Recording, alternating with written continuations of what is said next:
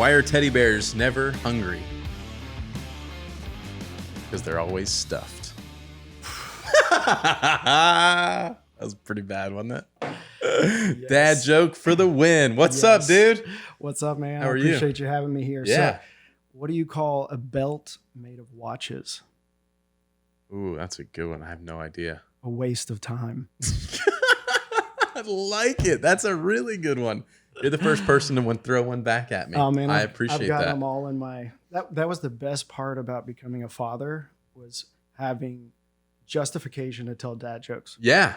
Well, you know, That's what you live for. that's it. You only have kids to be able to tell the jokes, right? That's right. Jeez. Obviously. Or you. How old are your kids? How old? You have one. How many kids do you have? I have two. I've got a son who is going to be 3 years A little old. closer. There you go. Son is going to be 3 years old this month. Okay. Daughter who's going to be 11 next month. Oh man, Yeah. you're running the gamut. Yeah, she's great. She's a built-in babysitter. Yeah, Really well, you know, helping. we just announced publicly that my wife is pregnant, so we're expecting we're due June 1st, and our oldest will be 10 at the time, and actually not even quite 10. She'll be 10 in July, so a month later she'll be 10. Okay. So I keep joking around. I'm like, hey, my new baby's going to be raised by a 10-year-old. So, Right. Well, but yeah, so you have that same separation between 2 and 11. There's a big Right. gap there. Right. We'll get into it. But real quick, let me introduce you. Guys, Yeah. This is Phillip. How do you pronounce your last name? Searcy. Searcy. Okay, I didn't want to mispronounce it. Welcome. Thank you. Welcome. Appreciate Tell everyone a little bit, like 2 seconds about who you are, what you do, and then we'll kind of get into some of that stuff.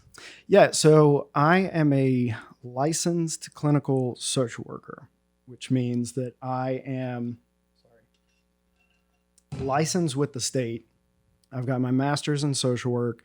From there, went on to do, provisional work, things of that sort, and working under a supervisor. Now I'm licensed with the state, which means I can accept insurance, things of that sort.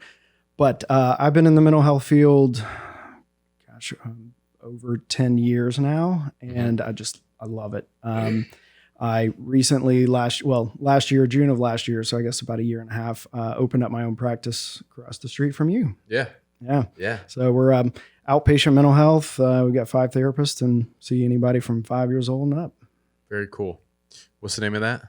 Therapy group. Therapy group for anybody in the Hilton Head, Bluffton, South Carolina area. Moss Creek Village. That's it. Yeah. Cool.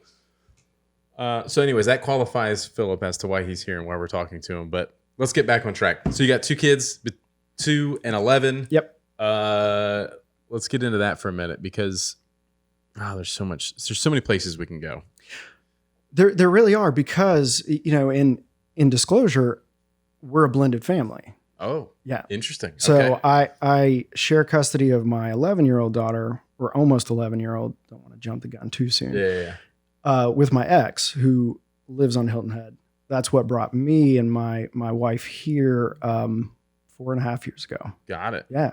So I'm really interested to people that are in that field and understand the psychology behind like so many things that go on and how you see the world. Because I feel like people like you see the world slightly differently than most other people. That like you see people misbehaving, you see children misbehaving, you see adults acting like lunatics, and you like are trying to diagnose these things like all day long. Like in your mind, in the back of your head, you're like, oh, this person has this, like they had daddy issues, or I don't know, whatever it is. Right. Well, and that's interesting because that's what a lot of people think. I mean, most people that I meet the first time, they're like, are you analyzing me? What are you thinking? And I have to tell them, like, I don't do that because it would drive me crazy. If I was trying to analyze every single person, it would drive me crazy. And so I've had to learn how to very quickly decipher, is this something worth my time? Is this something worth my mental energy? Right. Is this something that I have any control over doing anything about? I wish I could turn that off, because being a mechanic for so long in my life, like I'm diagnosing every car on the road. I drive by, it's making a funny noise. I'm like, oh, that thing needs ball joints. Oh, that needs a wheel bearing. That thing's out of alignment. The rear end shifted. Something's out of whack. Like I hear a funny noise. I'm like, dang, the lifters in that motor are smoked. Whatever the case is. And I'm like constantly like diagnosing every car that I see, everything I hear all the time. I wish I could turn that off. Well, so I guess let me clarify.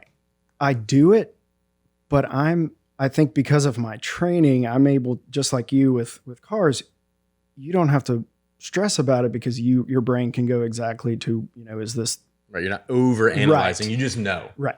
That's kind of the same for me. If I see somebody acting a certain way, I pretty quickly in my head can have at least, 3 good valid options of why they may be this way, right? Why they're acting very rude, why they're being this or this. And so that's where I think I can say, all right, it's not worth my time. So yeah, I get that. Like for you, if the brakes start squeaking a little bit, it doesn't make you freak out that you got to go change them today. Right. Yeah, I'm just like, that needs to be dealt with. Right. Yeah. So, yeah, it's super interesting. So, what are some of the common cases you see? Like, there's things I want to ask you, and I know that you don't deal with a lot of like really young kids. You have a specialist there that does with like 5 and up. Mm-hmm. You deal with like teenagers, 13 and up. Yep. I think that's where I want to go. I think initially is like some of the problematic behavior with children. Mm-hmm. What some of our listeners can expect as we, like myself, have a 9, almost 10-year-old, like we're in that preteen stage where we're dealing with certain types of behavior. And you might have knowledge of like some of the things like kids that won't sleep in their own bed and things like that. And like, is there better ways to handle types of things with children and kids that are misbehaving, and how you reprimand them or discipline them, or like people that do this are just going backwards? Like, this is a really bad idea that has, whatever. I don't know. And I'm curious to hear your kind of viewpoint, or if there's common cases that you see that parents are bringing in children that are doing certain things that you're like, right, this is a problem in the world that needs to be corrected at a much higher level. And that's been like bad behavior built into parents because someone said it was okay once. Like, I don't know. No. I completely follow.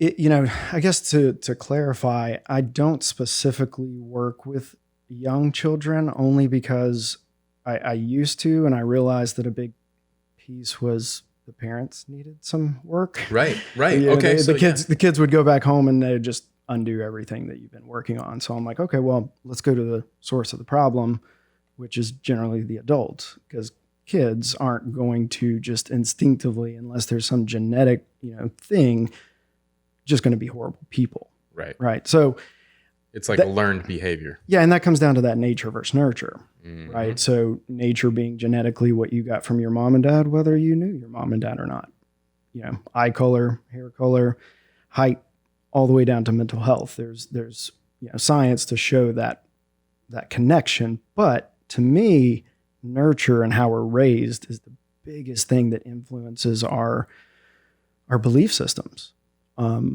What we think about ourselves, what we think about other people, how we view situations. And so I, in working with adults, obviously work with people talking about kids. So I guess the long route to get to your answer is the biggest struggle that I see with parenting is the balance between instilling the morals and ethics of your house and letting your kid be who they are.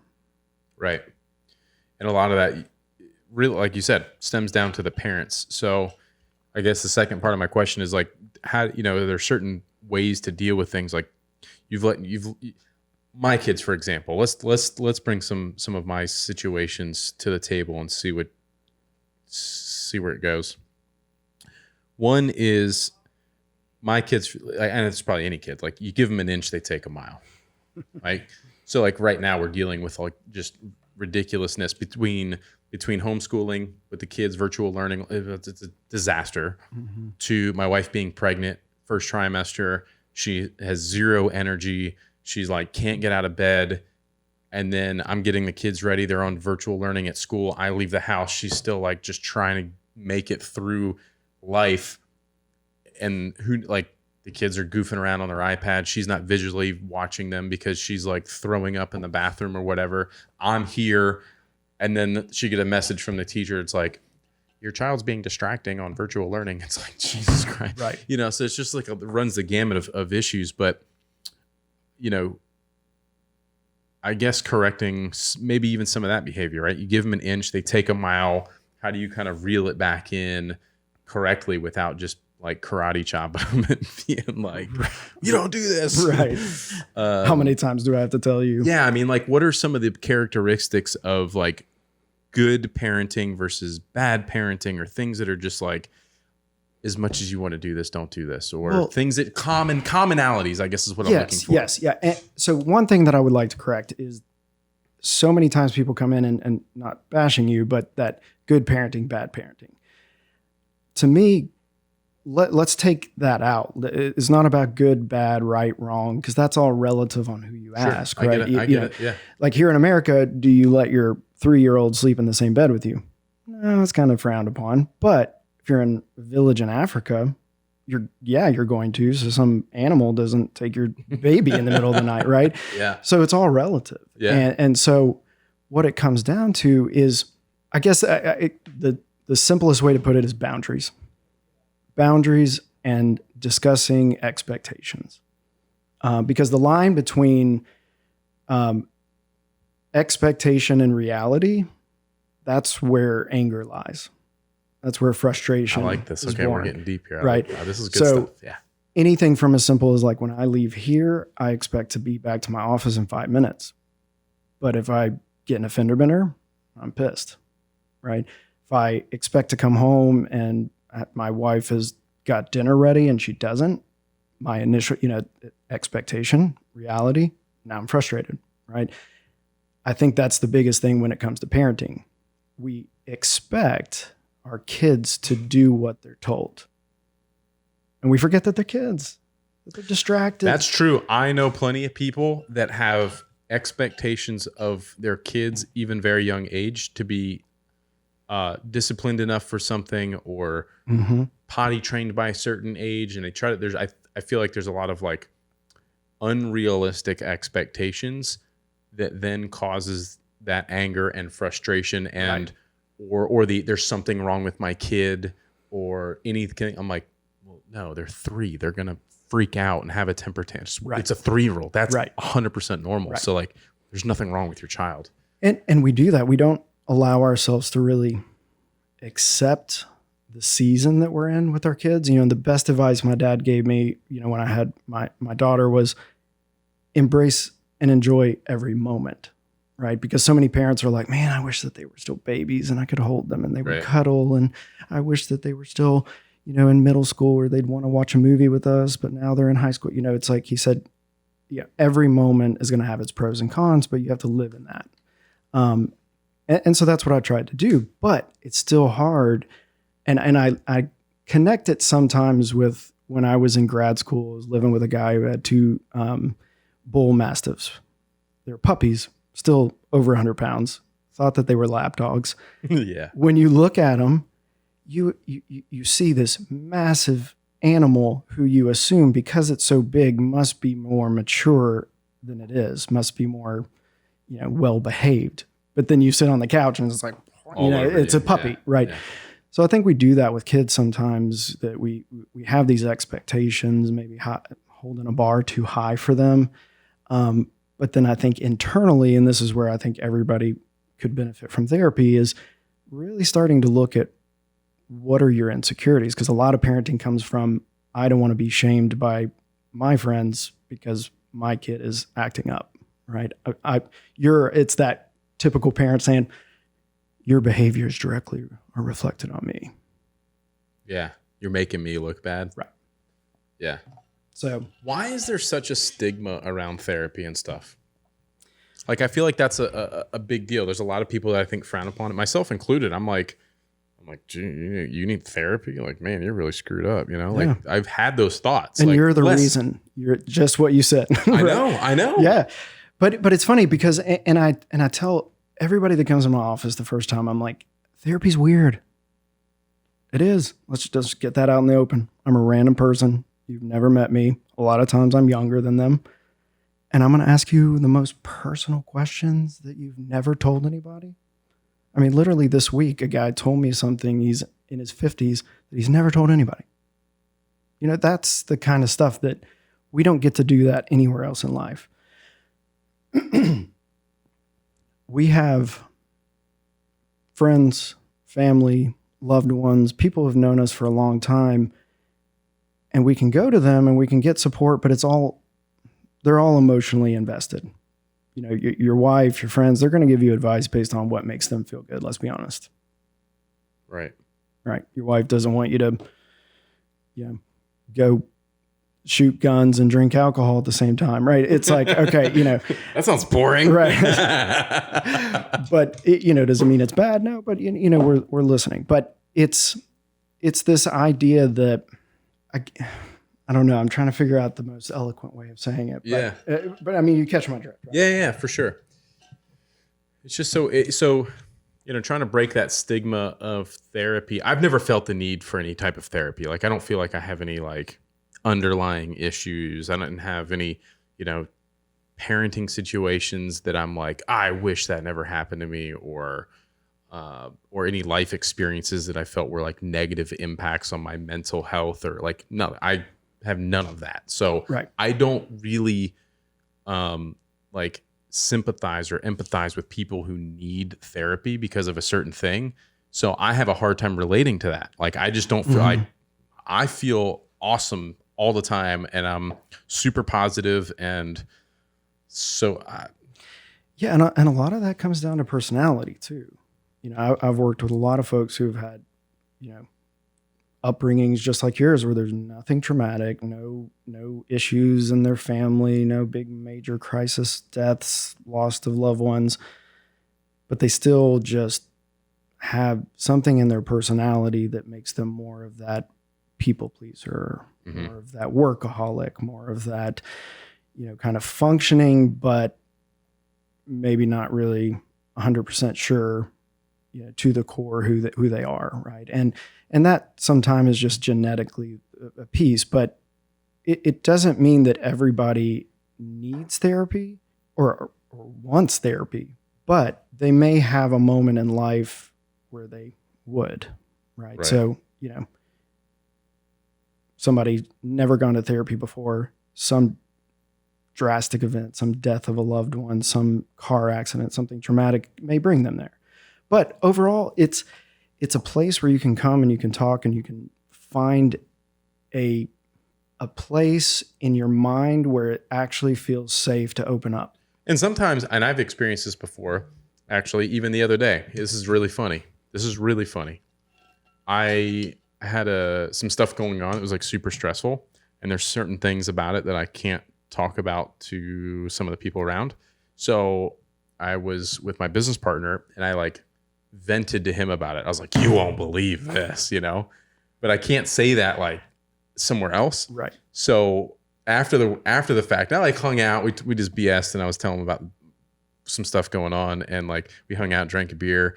And then later I was like, thanks for the therapy session. But it's funny because like some of it is just venting and getting it off your chest. Like that can reduce that stress level, that like, oh, okay, got it out of me. Exactly. No, right? and I'm so glad you said that, because I believe that 80% of therapy is the relationship, right? If you come into my office and you don't trust me, you don't feel like you can open up, you don't feel like you can be honest, it doesn't matter if I'm any good or not. We're not going to get anywhere. Mm-hmm. So that relationship is what allowed you to feel comfortable venting, right? I mean, half the time that's what people are doing to you, right? They're just venting, and you're just ears. You're just like here to listen. Right, because there is some truth to sometimes we've got the answers. We just have to talk long enough until we find them, right? Because sometimes it's like when you practice a speech for school and the first time you say it out loud, you're like, oh, that did not sound like it's awkward. Right. Yeah. And so that's the beauty of therapy, is you actually come in and say the stuff that goes through your head that you never tell anybody else. Right. And you say it out loud. And you hear your own voice through your own ears, and it registers different. Right. Yeah, it's really interesting. Sometimes you do have your own answers. You just have to be able to like say things out loud or find the answer for yourself. Yeah. And as soon as like I've done that plenty of times, you're like, never mind. I know now. I know whatever it is. Yeah. Super interesting. You deal with a lot of. Do you deal with any like marriage, relationship type stuff as well? Mm-hmm. Yep. I think, and I ask that because I know that a lot of issues with children stem from it's all communication, right? When you're talking about therapy between people, it's a communication thing. Whatever the expectation is, you have to communicate that to the other person. This is what I'm expecting of you. Bingo. Maybe the reality of that falls short and you have that frustration or whatever, but I feel like oftentimes you have an expectation that they're unaware of. And that's happened to me and my wife before, even. Like, nothing that's caused like any major things, but like we haven't discussed maybe our weekend plans. Right. I am expecting to be able to go do something and I'm not aware of any other particular plans that might be going on or things we have to do. And I'm like, ooh, I'm going to come to the office. I'm going to get the NSX. I'm going to go cruise around, maybe go to the range and shoot some guns or whatever. I don't know, whatever. Right. I have some big expectations in my head. There's no plans on Saturday and I'm going to go do this. I don't know, whatever it is. Then she's got a baby shower to go to. Right. and or she's like, oh, we're going to go do this thing or do this or do that. I'm like, well, right. And then I'm frustrated. And that's a make-believe scenario, but like still, but like that's a reality. It's real. Like that could happen. Right. And I think so that is like things like that have happened to me and her multiple times over the years. And I told her, I said, the problem we keep running into is we don't understand each other's expectations for this weekend. What do you mean you can't read her mind? Oh, I try as much as I try, but it's just setting that expectation, having that like Thursday, Wednesday, Thursday, Friday conversation of like, hey, this weekend, like what's going on? Cause I kind of want to do this thing. Like my buddies are going shooting and they want me to, I kind of want to go. I haven't been in a few months, you know, are you cool with that? Versus just like Saturday morning, like, hey, what's up? I'm going to go shooting. And she's like, no, you're not. We're doing this other thing. Well, I didn't know about that. You didn't tell me. Like communication. It's the communication breakdown. It's the lost in translation. But more often than not, the issues that a couple is dealing with in their marriage did not get created in that marriage. Following? So it's baggage from the previous relationship, previous marriage, the way they were parented. I talk about this a lot. Right. Well, I mean, I had a couple come in, you know, the guy came from this family where his parents would disagree, but they would go into their bedroom, close the door and whisper fight. Right. He never saw conflict. So to him, a marriage is no conflict. Marries a woman who's, you know, very Italian background. Everybody fights over dinner and then you eat and you make up by dessert. Right. And so to her, she's like always, you know, get it all out. Let's get it all out. And to him, he's like, this is the worst thing ever. Yeah. Right. But conflict it's going to happen. You're two different people with two different backgrounds, two different beliefs. I mean, that's why reality TV blew up, right? You throw a bunch of people in a house and say, let's watch. Right. And that's what a marriage is. It's funny because I never saw my parents fight or argue or bicker ever. I mean, never, even still, except for 2 times. And those 2 times stand out in my head. And I remember being like borderline traumatized. And it wasn't even a big deal. Right. It was like something minor, but it was like, Travis, wouldn't you agree? You ever see mom and dad fight? Never. Right. It's weird. It would be really weird. I remember 2 particular times that like something kind of like, that's like an everyday occurrence in my house of like some disagreement about something. But those 2 particular times stand out so crazy to me. And so that's super interesting. Well, it's interesting to me because that's most people's story walking on their parents having sex. Ugh. Right? Because I mean, think about it. It's the exact same thing, but just different. You never see your parents having sex. So seeing it is like, whoa, right? Not seeing your parents fight and then seeing it is still like that. You know, it's uncomfortable. It's something's off. It's kind of the same, but a lot different. Same in depends. But I think the same in how it gets registered in your brain. Sure. Right. Same how it's going to follow you through life. I get it. Now, doesn't mean you're going to be like never can function as a human being because of that. But it's those little things that build those belief systems, right? So for whatever reason, because you didn't see it, you know, how did your brain process conflict? Right.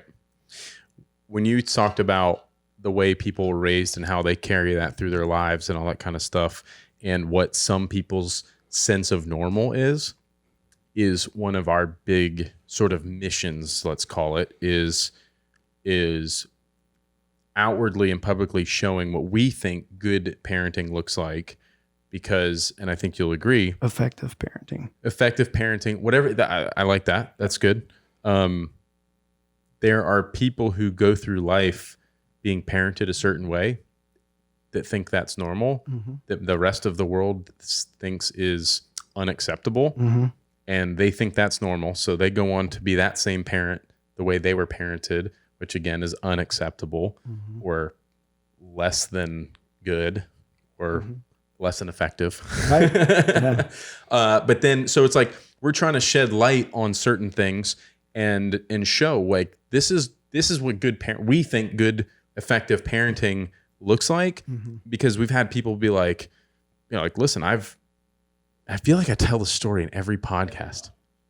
So I'm sorry if you've heard this before, but you haven't heard it. I don't think the story, but like we had a particular guest that was talking about who's actually the one who told us this is what we were doing. He's like, the only reason I'm here is because you are setting a new standard publicly of like what good parenting looks like. He's like, as a child, I was raised in a trailer where my mom was growing weed in the trailer. Cops were kicking in the doors once a week. My bedroom closet was full of weed. Like, I thought that was normal. I didn't know houses didn't have wheels till I was like 11.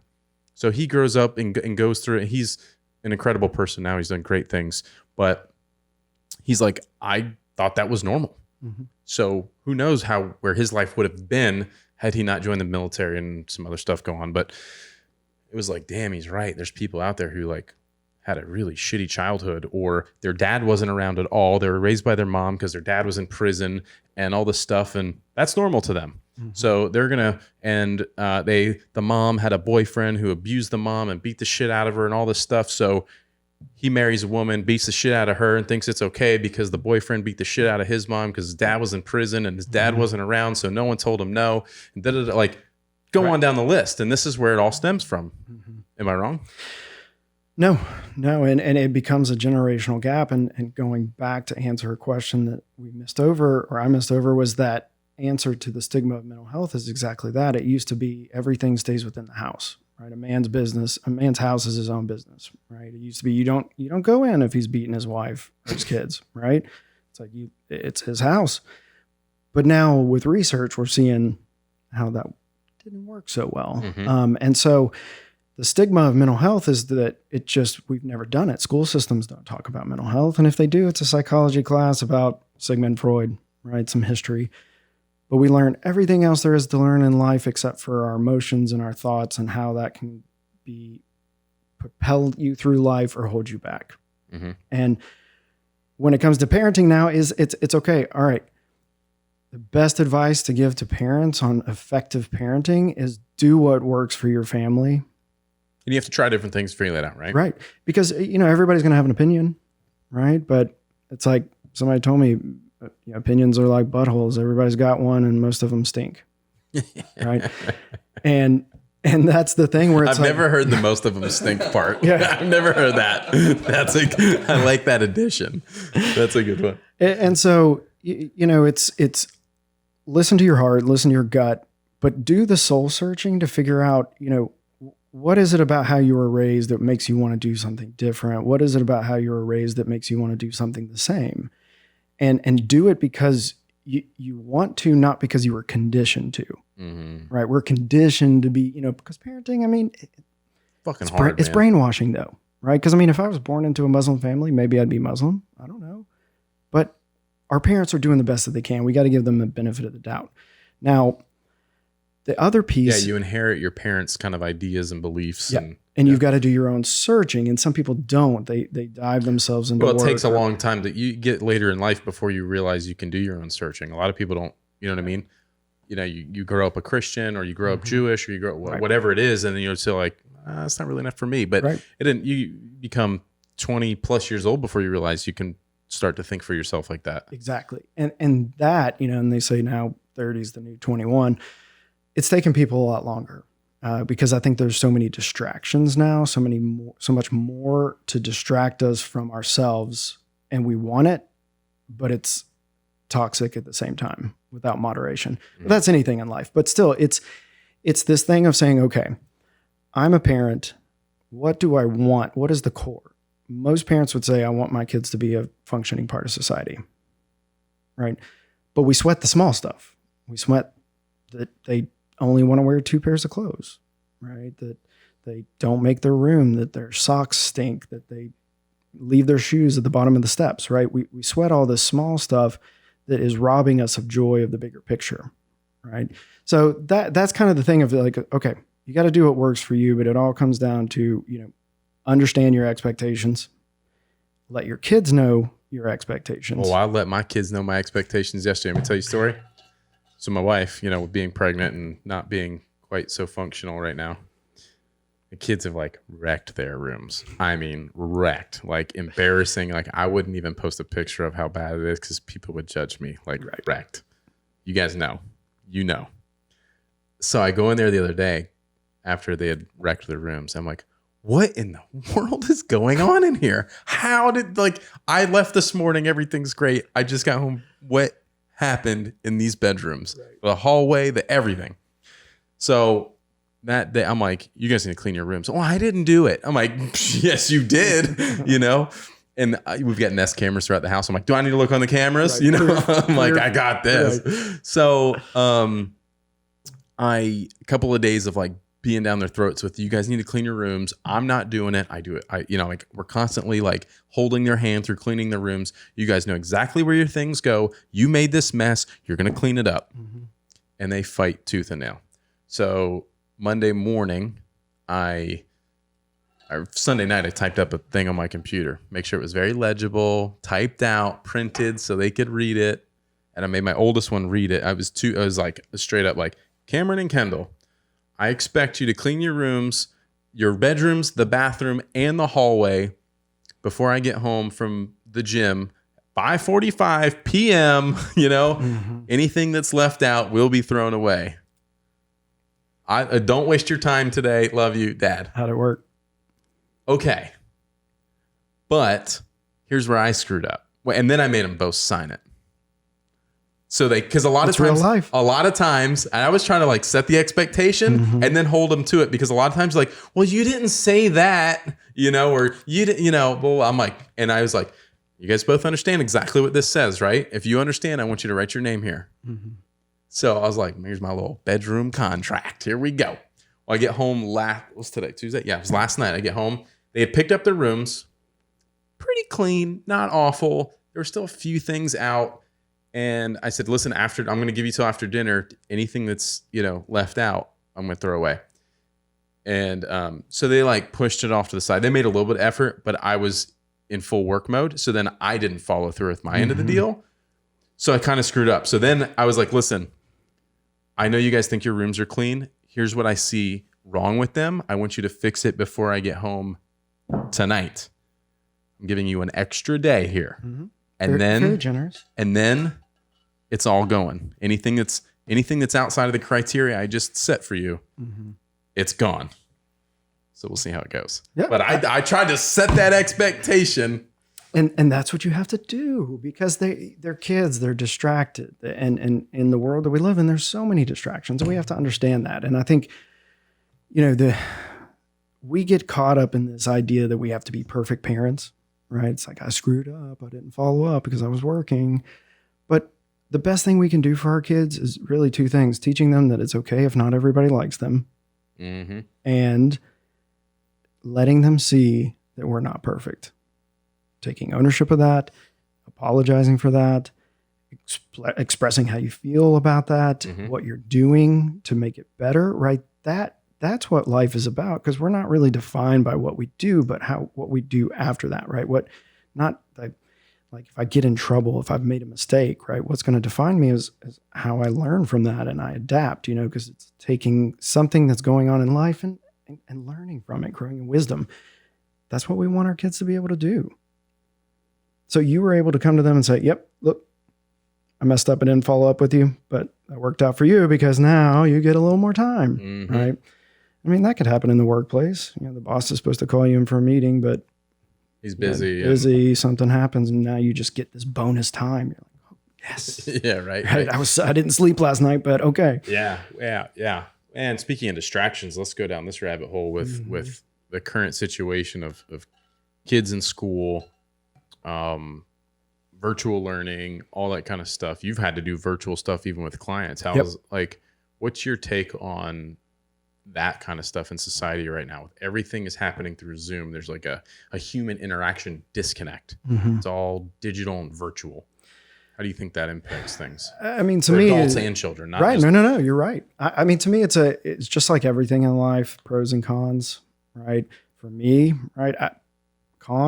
Do I love seeing people in a computer? I mean, I had to go get blue blocking glasses because my eyes were getting so dry. But I was very thankful to be able to still work. Right. I'm thankful that kids can still learn something, even if it's 15% of what they may have learned without a pandemic. It's still something. So I'm really thankful for technology. But I think the tough part is that we've taught kids that technology is for fun.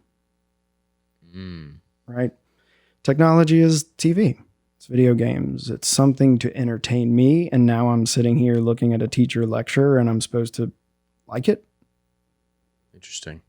So I think it's just so foreign to It's a new, I mean, it's a Right. complete learning curve for everybody. the entire world. I mean, yes, there are some online school has been a uptrend over the last handful of years, and that's been, an increasing thing.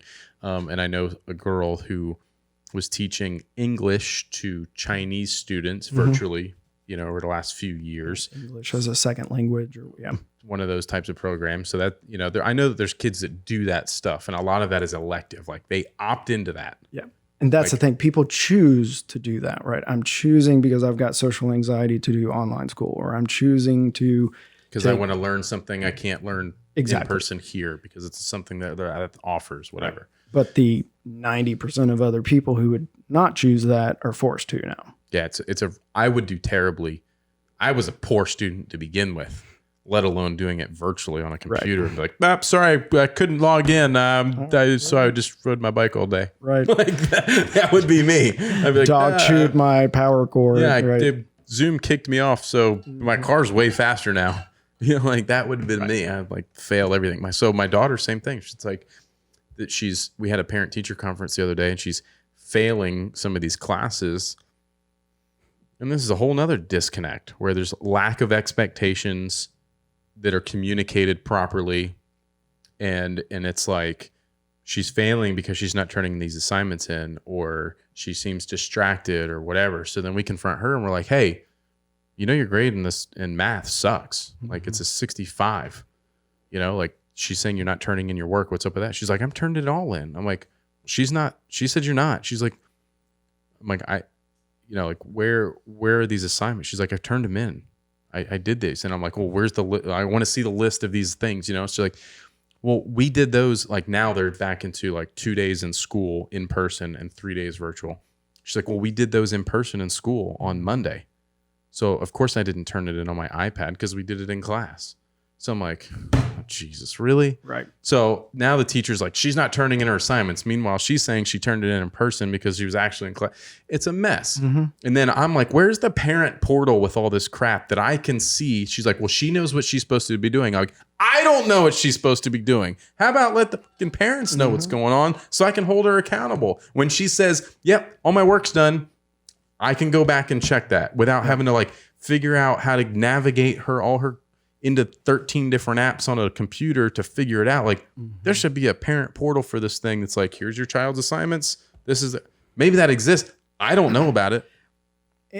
And it's crazy. But it's so the lack of communication. It is, right. And then the teacher, what really actually sort of pissed me off, and she might be watching this because she knows who we are, so I'm sorry.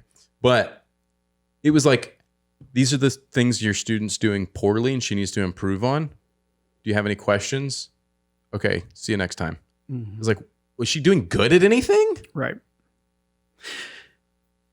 And that's a really interesting thought that feeds into what we were talking about with the parenting. One common theme that I see this in relationships, period, but a lot with kids and parenting is I think we expect things in life to go well, right? We expect things to not get in our way. We expect everybody to listen to us and for life to just beautifully fall in place. And when it doesn't, we feel it's our job to point it out, right? And especially as parents, is this a teachable moment, right? But I think what happens is so many times we're going to come in and we're going to say, hey, your room's not clean, pick it up, right? Hey, what are you doing? You didn't put your dishes up, right? Oh, hey, you're supposed to take the trash, right? It's Tuesday, it's your day, right?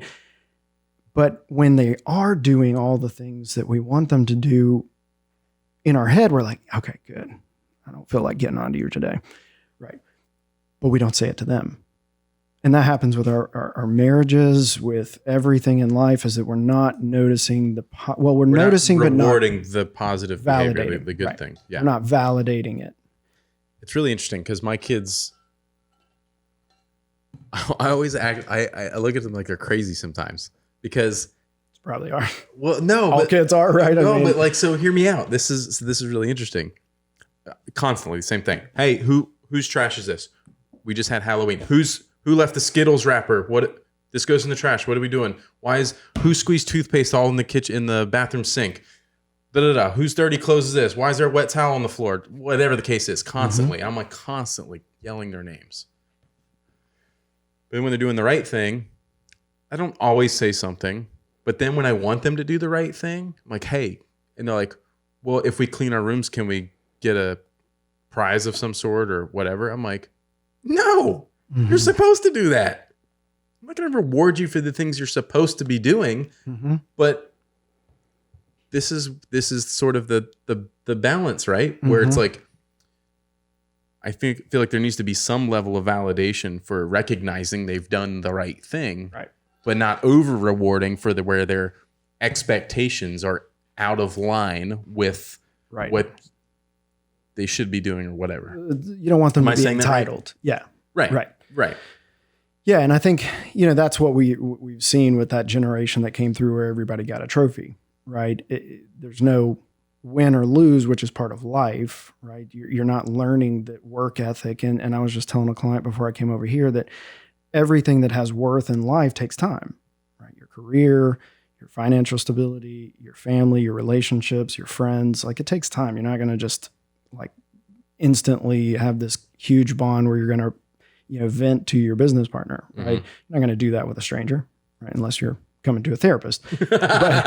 but it is that idea that when a baby comes out, the women have carried for 9 months. So there's some kind of, chemical bond there, but for the men especially, it's hard because it's like, I don't know you, dude, right? Yeah. You're just crying and pooping all over the place. Stop doing that. Just go back to sleep. So we get this period of 3 months of raising an infant, and then there's nothing else in life that we put ourselves through, sleep deprivation and money and exhaustion and all that. But for a baby, we do. We want to keep it alive. And then we're bonded. Mm-hmm. And then because of that, it's really easy to get complacent even in our relationship with our kids as parents. And so everything in life, we've got to be in the present moment, right? The common theme that I'm seeing with all my clients right now through a pandemic is loneliness and fear, anxiety, right? If everybody's already kind of in a state of anxiety because the certainties that we used to love about life aren't really certainties anymore, that we are now already operating under a level of just kind of baseline of tense.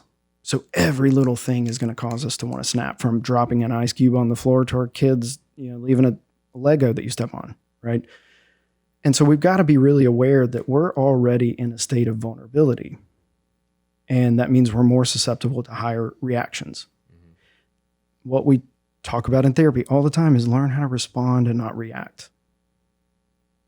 And that's the piece that if it were that easy, I wouldn't have a job probably, Yeah. Well, on the topic of anxiety,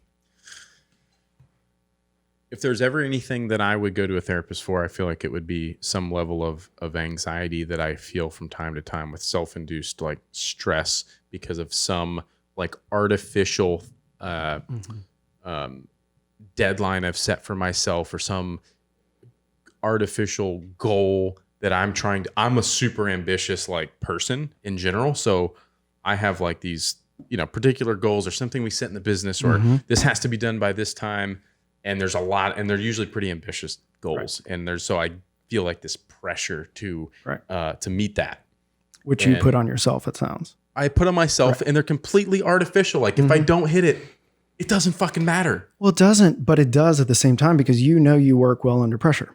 100% I do. Right. And that, that's the thing. I work the best under pressure and I'm the most calm under pressure. Same. I like freak out when I'm like open-ended stuff and, this can be done in 2 months from now. No, I need it to be done like in 2 hours and I'm going to crush it. Right.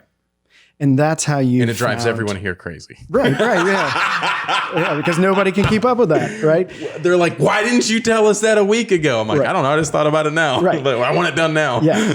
But that's what you found to help manage your anxiety. And what I've realized is when it comes to anxiety, it comes to two things, the spectrum of control, right? Some people really like control because when they're in control, they feel less anxious because it's that idea of you want something done right, do it yourself.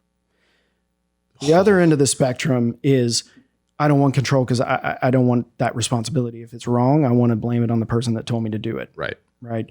So, somebody take it. Right. Jesus, take the wheel. Right. I don't want to point the finger at someone else later.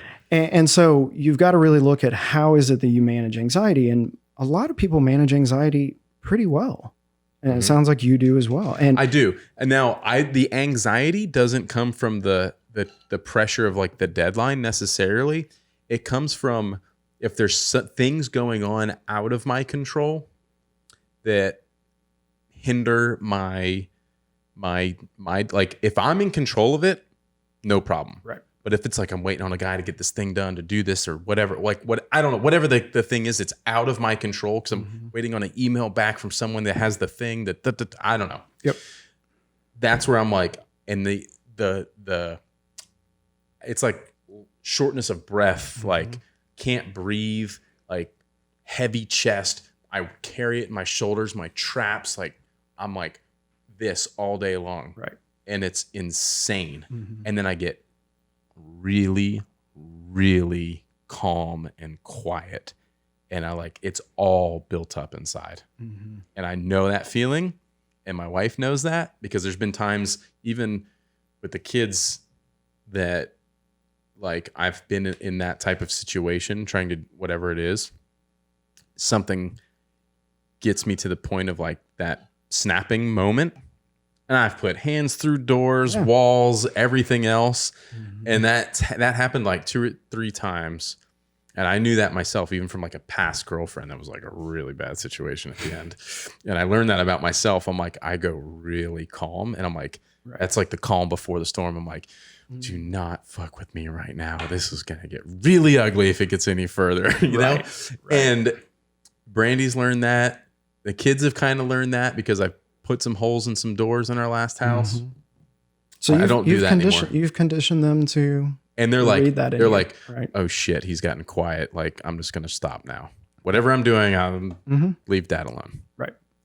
And it's really interesting. Now, and I know that most of it's self-induced and I know how to avoid it if I wanted to, but there's still things that happen and they have to be like really big things. Like this is not a weekly thing. This is like twice a year, maybe, that I get to this holy shit moment. Right.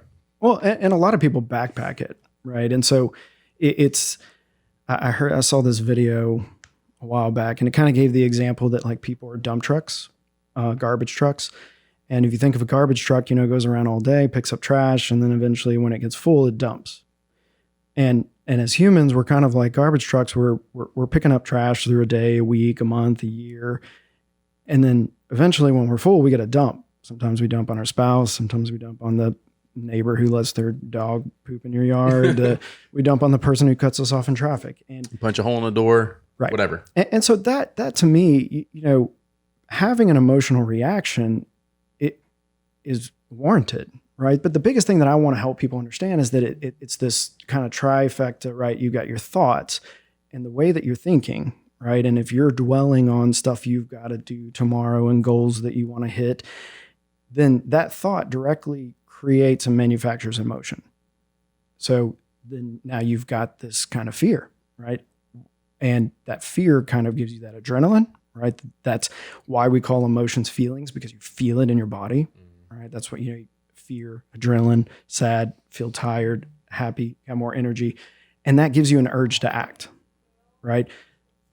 Most emotions are uncomfortable for a purpose. They're uncomfortable to get our attention and to incite us to action, to change. In all the time that I've worked with people, the thing that I realize is people do not want change unless it's uncomfortable. Right? Interesting. So we've got this uncomfortability that's created in us that we were born with. We have no say-so on emotions. I mean, anxiety falls under the umbrella of fear, right? Nobody had to teach you how to feel fear. Nobody had to teach you how to feel angry or happy. You just did. Now, the problem comes is that we always connect emotion and behavior, but they're two separate things. Right? We don't like to hang out with people who are angry because they're, they're just negative. They drag you down. They scream, they fight, they curse. Right.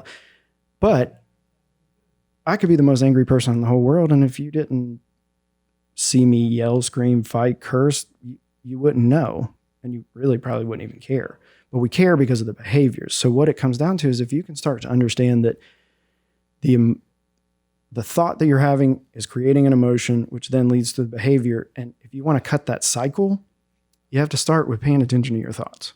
And not everybody's management of emotions is negative. I mean, some people manage life in ways that I wouldn't, but it works for them.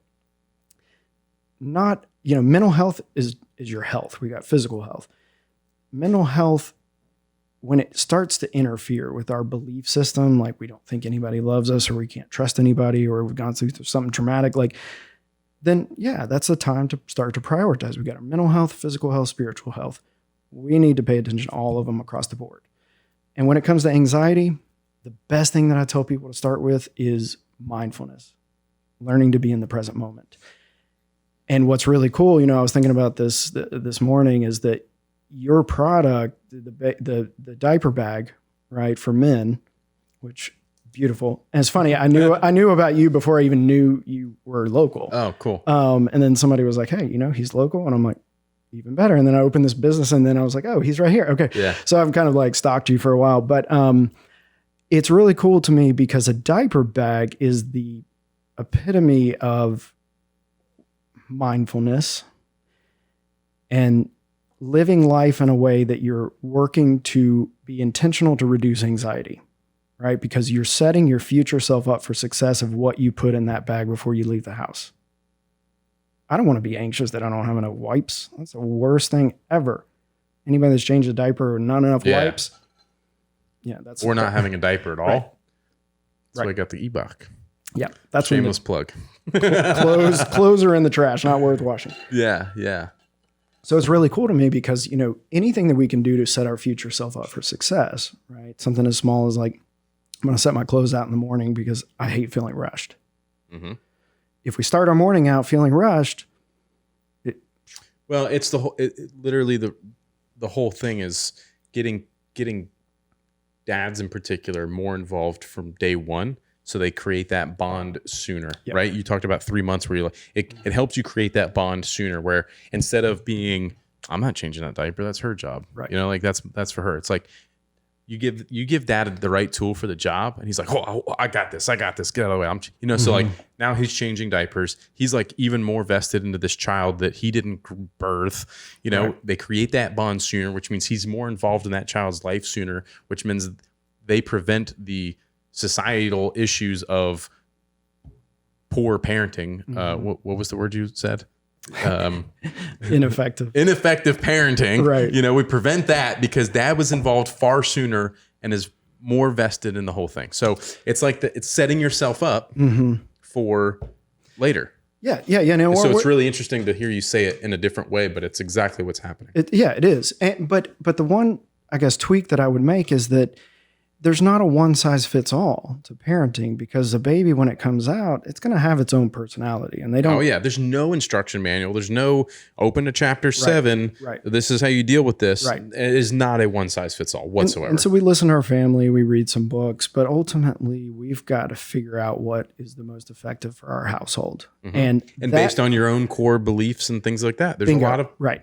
And if you never read a book in your life, read The 5 Love Languages by Gary Chapman. I think a lot of parenting even comes down. Have you heard of that? I have. Yep. So a lot of it, Someone I believe, else mentioned this to us, I think. It comes down to, because I've had wives who tell me, you know, when their husband helps with the dishes, they're the most turned on that they've ever been, right? But then I have some women who they don't want to relinquish the control, right? They don't want their husbands to do more. They just want validation. They want their husband to come say, "You're a badass. You did great today." Right? Like you killed it as a mom. Like, hey, the house is clean and you're showered, right? Like, awesome job, right? Like, you're crushing life. Yeah. So we have to look at our spouse and say, like, how do they need to be loved? Not how do I want to love them? Because that good parenting thought is like, okay, to be a good parent, I've got to change this many diapers. I've got to get up this many times at night. But get away from those kind of like cookie cutter belief systems. The most important thing is that you're there, that you're keeping the child alive, giving it what it needs, and you're there for your partner. Yeah. You know, you're a team. You got to believe in that. Let's break down the 5 love languages for a second for those people who are not familiar with that. Cool. So the quick and dirty. Yeah. So you've got acts of service, doing something for someone to take a burden off of them. Quality time, spending some time with somebody that has emotional value. Gift giving, which is essentially the idea that I'm thinking about you when you're not here, right? Grocery store, see flowers, made me think of you. Here you go. Physical touch, which a lot of people in marriage jump to sex, but it's intimacy, you know, a back rub, a kiss when you walk in the door, snuggling on the couch. And then lastly, words of affirmation. So you look beautiful in that dress. Thank you so much for taking the trash out. Right? Yeah. The yard looks great, honey. Thanks for mowing it. Right. And so when you look at those 5 love languages, he really says it's 4 steps, right? You look at the first step, which is which one of those 5 make me feel most loved? Like which one just hits it, right? I like all 5, but I'd much rather some words of affirmation personally than a gift. Mm-hmm. Right? So you got to look at that for yourself. The second step is how do you show love? Because most of the time, the way that somebody receives love is not the way they show love. Like even in gifts, so many people love to give gifts, but receiving a gift makes them uncomfortable. Like whatever. Yeah. Right. It's like, or they just don't care. Right. Like, but they want something else. They want the validation. Like, you were so thoughtful. That was the most incredible gift anybody has ever given me. Like, that's really what they want to hear. And so you've got to start to look past just what you think and really start to, and this is the thing I love about the book. It's not a bunch of psychological jargon. It's just to the point, gives you the words that you can use with your partner to. Are you giving us the recipe to understand our wives? Yeah. Oh, okay, yeah. Cool. There's two things is this, the love language, because then you got to look at your partner and say, how does he or she receive love and how does he or she show love? And that's the piece where I see somebody not feeling loved, and I'm going to look at the camera for this, somebody not feeling loved in a marriage is not for lack of trying on the other person's part. It's most likely that what they're trying just isn't hitting the bullseye. Yeah, they just missed the mark. Yeah. And that translates even to your kids and how, because it kind of comes down to just forms of communication is really what it is, right? You're breaking down. There's 5 forms of communication. It's being spoken to a certain way, being touched, some sort of affirmations, acts of service, whatever. Mm-hmm. And if you can understand even how your kids react to some of those things, because it may be that a pat on the back is better than a good job, Johnny. Like, right. That simple. Like, let's break it down. That simple. Like, well, and NFL coaches have figured that out, right? They don't treat every athlete the same. Right. They can go smack somebody on the back of the head and yell at them and scream at them, and that makes that player work even harder. But then another player, they're going to have to be like, hey, you want to talk this through? Like, what could you have done better there? Right. Mm-hmm.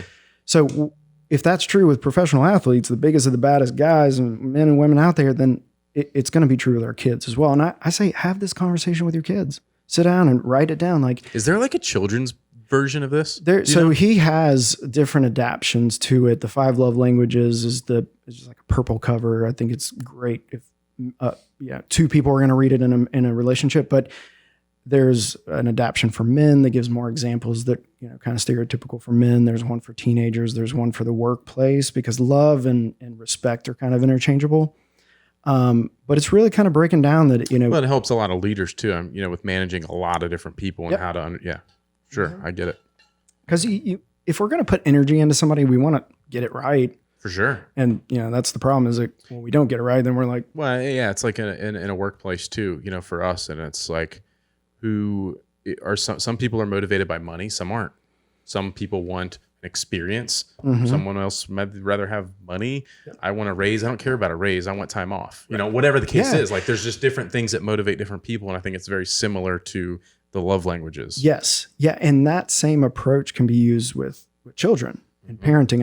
I talk about, so my belief is that a child should have to have a certain level at a certain age, right? And it's age appropriate, but have a certain level of responsibilities, chores, whatever you want to call them, that you're contributing to the house, right? That pays for your roof, your car payment, your bills, your clothes, your food, your vacations.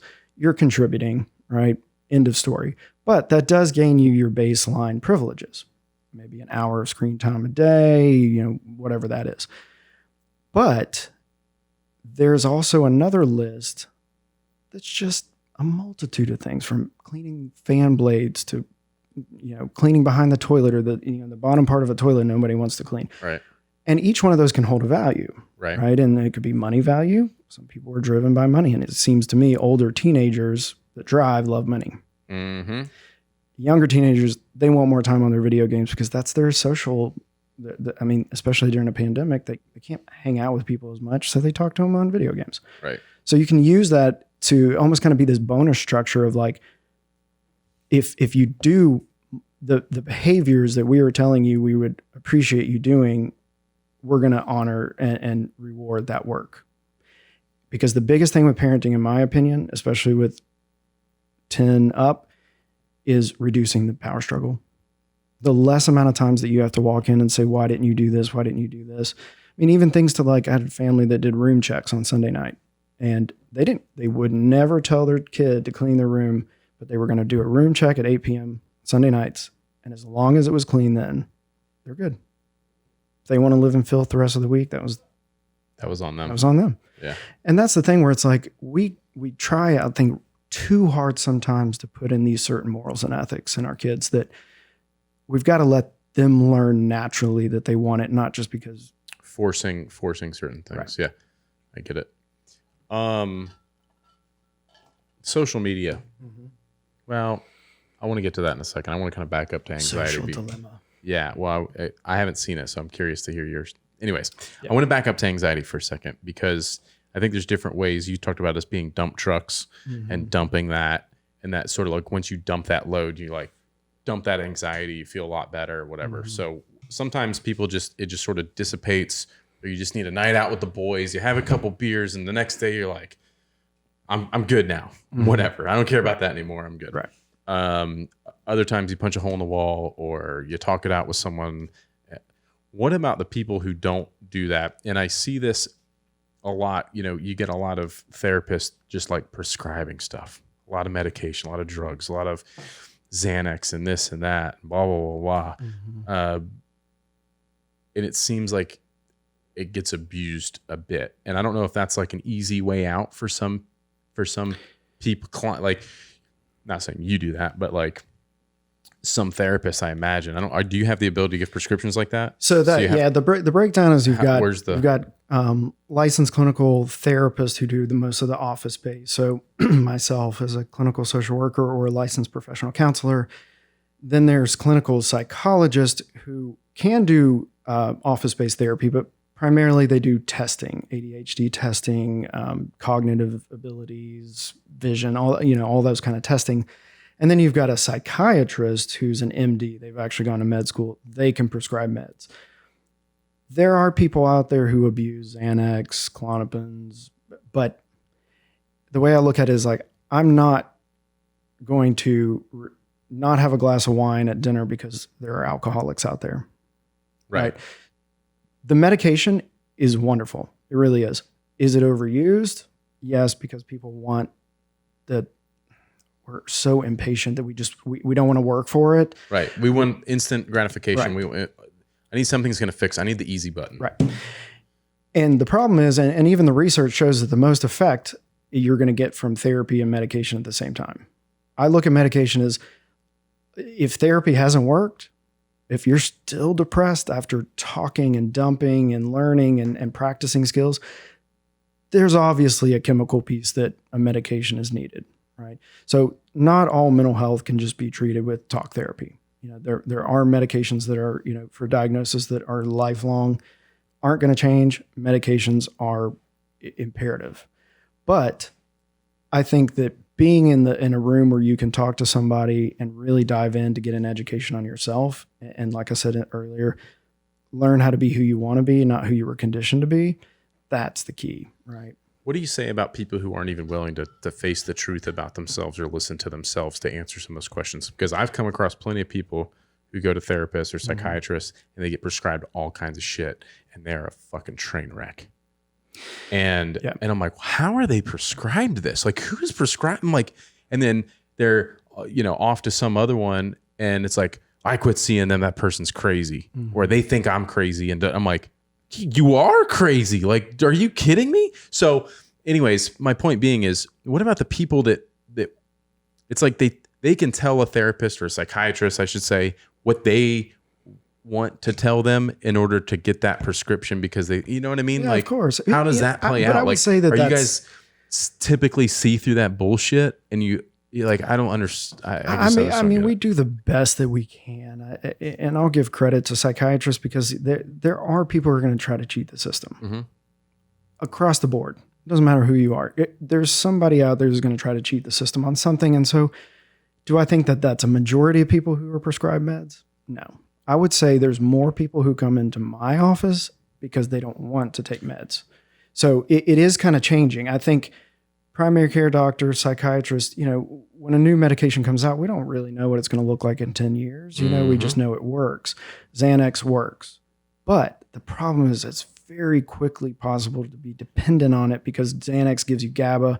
Our body already produces GABA, but when you're getting it artificially every single day, your body probably start producing it. Right. So what does GABA do? What does Xanax do to the body? So Xanax is giving you that chemical GABA, which when it hits the receptors, it's like, just like chill pill. Chill. Your body already does it. But when we live in 2020, it's not going to be enough GABA to make everybody just right. I don't know. There ain't enough Xanax for 2020. But you hear him? Well, I'm saying, yeah. So that's the thing that it's like, some people desperately do need it, highly, chronic kind of panic attacks. You can't even get through. I know my wife has to take she'll take a half a Xanax. She'll have to go see a doctor she's terrified of flying, freak out, panic, flying, forget about it. So she'll take half a Xanax, on her way to the airport. And it works. And then she's like, okay, I'm cool. Right. But ultimately the hope, and this is, I think, where some people fall into the addiction and dependency is that they're not understanding that medication like that oftentimes can be used as a stepping stone, right?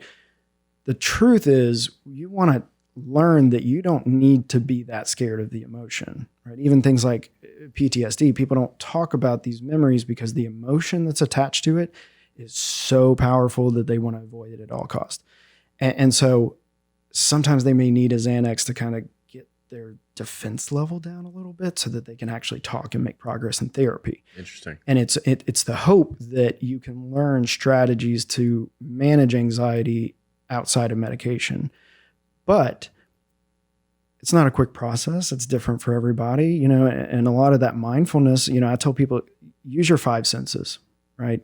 What can you see? What can you smell? What can you taste? What can you touch? What can you hear? And if you can do that, that grounds you. Anything that we can do to ground us into this present moment. So I tell people do 5, 3, 1.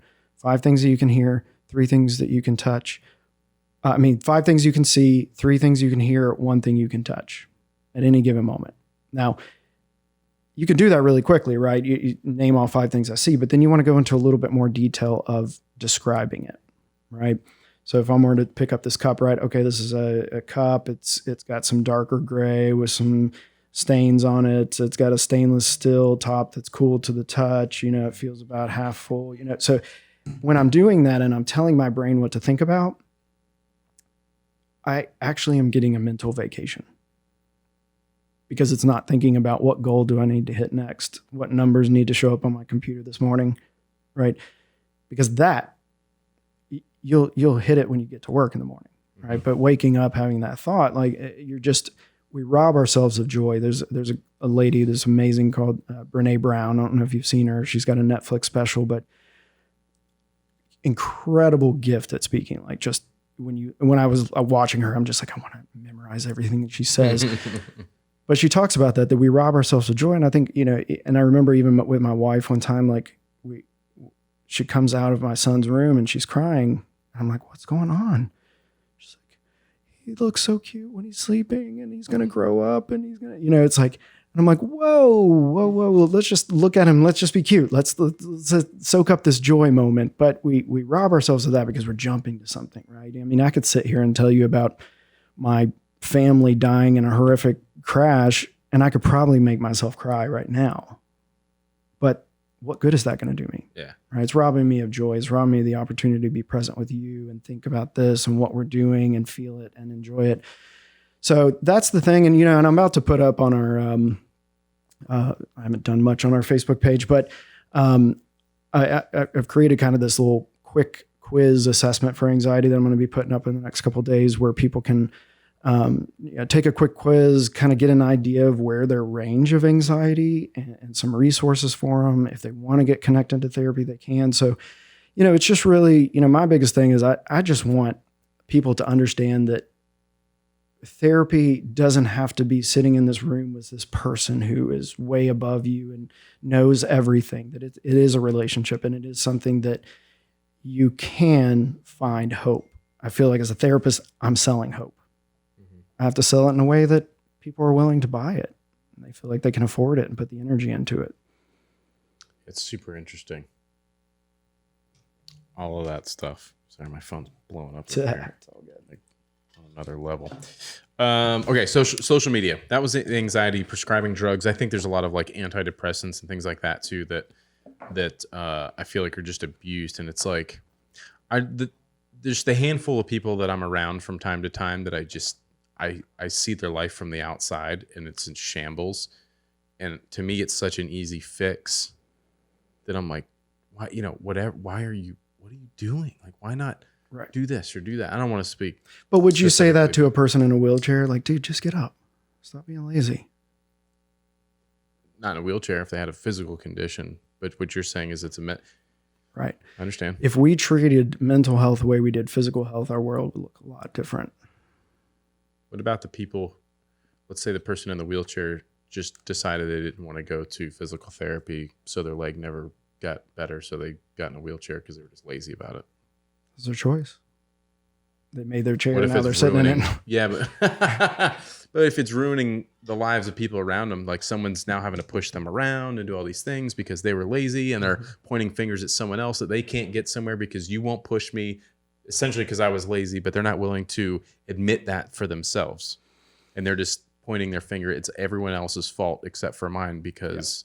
Yeah. And that's a cognitive distortion that we talk about in cognitive behavioral therapy, which is blaming, right? It's like, I wouldn't have punched the hole in the wall if you didn't make me angry, right? People do that, right? People do all kinds of stuff. And so, yeah, there are going to be people out there who, because I look at pain and suffering in terms of pain is inevitable, right? Emotional pain, physical pain, spiritual pain.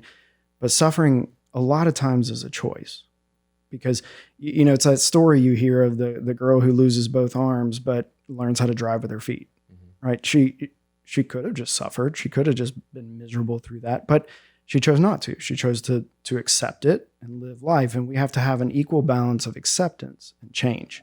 If you don't accept that there are people out there in the world who are miserable and want to be miserable and are going to make other people around them miserable, we're going to be miserable.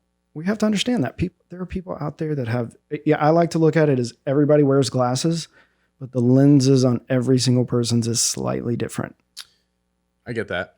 What do you say to people who have loved ones who are dealing with that? I think there's a lot of times where you just have to disconnect yourself from those people. Right. That's hard to do. And that's what comes down to the word acceptance. And I know I've thrown this out a few times, but acceptance is the most difficult thing that people struggle with because we're taught to really learn how to accept things that we like, we agree, that feel good, or within our morals and ethics. But true acceptance, and what we like to refer to as radical acceptance, is taking it for what it is, regardless if you can control it, regardless if you can't. It is what it is. So my family member who's an alcoholic and about to go into a homeless shelter, I have to accept that. Even though you could do something about it potentially, or well, that's where it comes keep them down from going to a homeless shelter. So here's the thing. It comes down to a problem or an obsession, right? A problem is something that I have an option to do something about, right? So if my daughter is an alcoholic and I'm just now finding out about it, of course I'm going to try all these things. It's a problem, right? It's a problem. Let's send her to rehab. Let's get her help. Let's find this. Let's do this.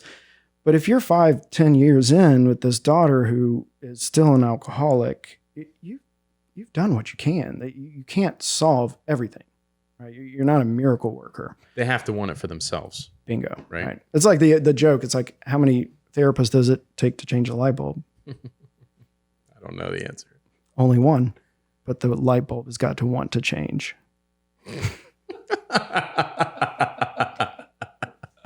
It's funny. So yeah, people have to want it. And sometimes when it comes that's to the difficult realization for a lot of people to, right. Because you'll it's like, I'm trying to think of a good analogy. You can lead a horse to water, but you can't make it drink. Sure. Right. Yep. And so that a lot of times plays out with things like addiction and things of that sort. But there are some mental health diagnoses. I mean, depression, people can't just snap out of depression. But if you don't know you have depression, it's like you can't fix what you don't know is broken. So that's why I say, talk about therapy. Talk about it in a way where it's not like you need to change for this life to be better for our family. You're bringing us all down, you Debbie Downer, right? Mm-hmm. It's just saying I was saying, talk to your kids, talk to them. You make mistakes. Hey, you're struggling. Let me validate. Like, I don't understand why you're so depressed. That's what you're thinking in your head. But dude, I get it. You're down. Like, what can we do about it? So you want to play golf? You want to do this? We can distract, but a lot of times we just get frustrated because we want everybody around us to kind of be happy. And life pushes this thought that life is only okay if you're happy. But happy comes from the root word happening, where you feel happy when something happens. It's fleeting. And so we have to understand and embrace that life is okay even when we're sad or depressed or anxious or jealous. It's life. It's just an emotion. It comes and it goes. It's the best part about emotions. They don't last. Usually.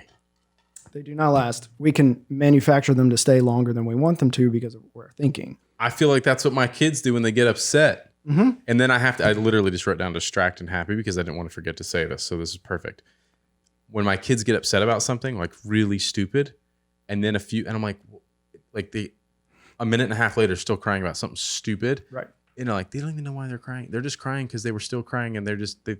So then you have to distract. Like, I'll distract them and like be goofy or funny or something and make them laugh and sort of break out of distract them from that feeling to be happy, and then everything's fine again. And so this is the dilemma with me in that, because my wife and I have even, with my almost 3-year-old, he'd fall down, scrape his knees, start crying, and just the parental adult instinct is to pick up a toddler and say, "Oh, it's okay," right? Or make silly faces, to get him to laugh, to take distraction away from the pain. It's like my dad used to say, "Oh, you stubbed your finger. Let me stomp your toe so you don't forget about it." Right. So what we've been really trying to work on is not doing that, because there is a potential for an internalization of, they don't want me to cry. They don't want me to be sad. They don't want me to experience this emotion. So we're trying to get better at saying, screwing up the whole time. Right. Because you're saying like, okay, yeah, your knee's scraped. It's bleeding. I don't blame you for crying. Right. Like, I'm sorry. Are you okay? Right. So, and then just let it play out. Just let it play out, because that hurts my ears. Well, That screaming and crying from little girls loud. Right. No, but seriously. Right. So just is Because it kind of to go back you, to the it old might school? be- Is it the old school like walk it off, toughen up, or is that no. It's validation. It's acknowledgement, right? Because if a kid comes home and got picked last for kickball and he comes to his dad and he's crying like, I got picked last, and his dad's like, don't be sad, be mad. Go push them and they'll pick you next, right? That confuses kids. And it's like, well, when I feel sad, I should really be mad, right? That's what we talk about, the difference between a primary emotion and a secondary emotion. Secondary emotion is an emotional reaction to an emotion. So it's the tip of the iceberg, right? It's that somebody made fun of me, my friends laughed, I'm embarrassed. I go push them and say, shut up, don't talk about me like that. And everybody else is like, ooh, he's mad. It's not really mad, it's embarrassment, shame. So shameful, I'm so embarrassed that I'm pissed about it because you did it to me, right?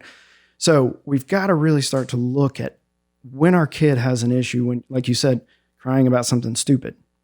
But to your kid, to an 8, 9, 10-year-old, like, yeah, whatever what they that is. care. I mean, my kid loves to watch, what's that, Blippi on Netflix or whatever. It's like kids like things that adults don't like all the time. So yeah, but if we say that that's stupid, or we say that that's not valid, or that that isn't something that's of worth to cry about, then that can create confusion. Now, obviously this is relative on the situation, Sure, of course. I get it. So there are certain things you are going to be more, your moral and ethical code, values, those kind of things. But for the most part, and this is hard. I mean, I have to practice what I preach. I mean, I'm like, Well, yeah, because it's like your first instinct is to do something. You're like, just stop this kid from crying, right, or whatever. right. And that's where we have a moment. Every parent has a moment throughout parenting where it's, I can choose instant gratification or long-term benefit, right? 100%. Kids in the grocery store starts throwing a fit. Everybody's looking at me. I'm really embarrassed. Do I give him candy because he asked for it? Okay, give him candy. Now the situation is down, right? Nobody's looking at me. Kid's happy. But now you've just trained your kid to cry for 10 minutes to get what he wants instead of it's not going to happen, right? So now 5 months down the road, you're at the grocery store, it's going to happen again. It's like, it's just learned behavior. It's just bad. It's like we had a dog trainer on one time, and it's like a Conditioning. 1-to-1 correlation. It's like you reward good behavior if you're about, you tell the dog to sit, it sits, you give him a treat. It learns that that's what that means. That, you know what I mean? They do this, you do another thing, they learn that that's bad. Up. It's so similar. Yeah. And then he says 90% of it is training the person, not the dog. Right. And it's you were saying that in the very, very beginning of this podcast is it's usually the parent you're trying to fix, not the child. Right. It's the parent who's created the problem in the child. Right. And it's only like children aren't born with this bad behavior. They've learned it along the way for some reason. So Yeah. And that's the interesting thing. And to train an animal, we really have to train ourselves to be consistent, right? To do which something. is very hard. It is. Because situations vary day to day. Like you said, you're in the grocery, something that you wouldn't normally let slide. No, you're not getting that.